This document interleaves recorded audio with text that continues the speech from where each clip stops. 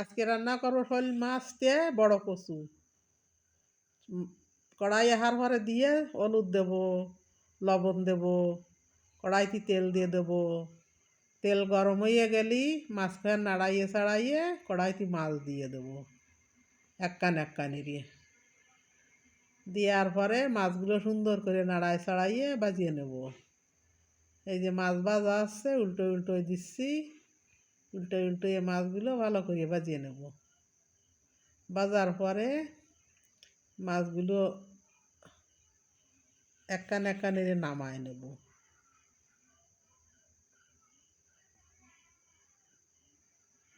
নামানোর পরে কড়াইতে জিরিয়ে তেজপাতা জল দিয়ে, জল গরম হয়ে গেলে একটু হলুদ দেবো, হলুদ দিয়ে কচু ডালিয়ে দেবো।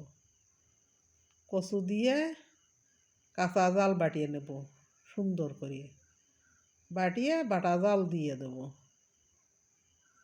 বাটা জাল দিয়ে একটু নাড়ায় ছাড়াইয়ে একটু ডাহিয়ে দেবো। ডাকিয়ে দিয়ে একটু উজলইয়ে দিয়ে নেবো, একটু নাড়াই দিয়ে নেবো, দিয়ে মাঝখান দেবো, দিয়ে একটু নাড়ায় ছাড়াই আবার ডাহিয়ে দেবো। ডাহিয়ে দেবো একটু, দিয়ে উজলইয়ে দেখিয়ে নেব।